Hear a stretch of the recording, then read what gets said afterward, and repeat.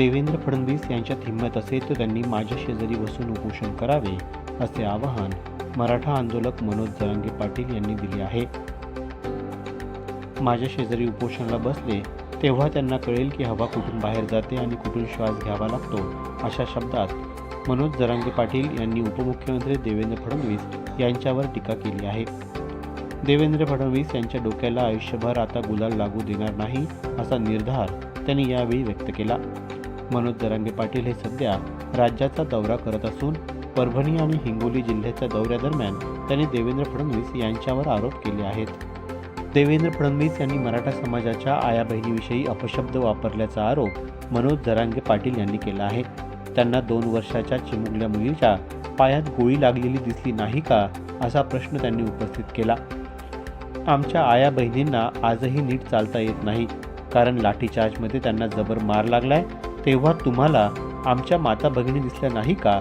तुम्ही लाठीमार करणाऱ्या पोलिसांना केवळ 10 दिवसांची निलंबनाची कारवाई केली, त्याचवेळी आम्हाला तुमची मराठ्याविषयीची नियत दिसली, असे देखील मनोज जरांगे पाटील यांनी म्हटले आहे. मनोज जरांगे पाटील यांनी यावेळी मुख्यमंत्री एकनाथ शिंदे यांचाही समाचार घेतला.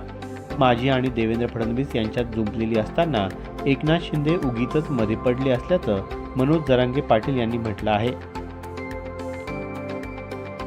मी मनोज जरांगे पाटील यांच्यासारख्यांचा करेक्ट कार्यक्रम करतो, असे देखील एकनाथ शिंदे यांनी म्हटलं.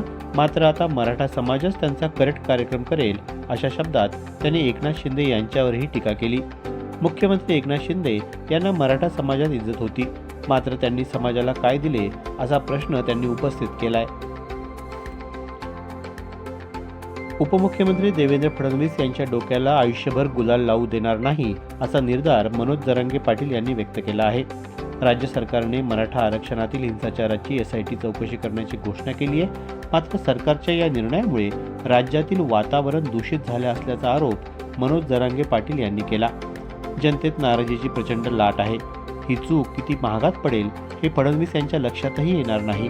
ते खुनशी आहेत हे आम्हाला माहिती आहे, मात्र मराठे देखील किती खुनशी आहेत हे त्यांना माहीत नसल्याचं मनोज जरांगे पाटील यांनी म्हटले आहे.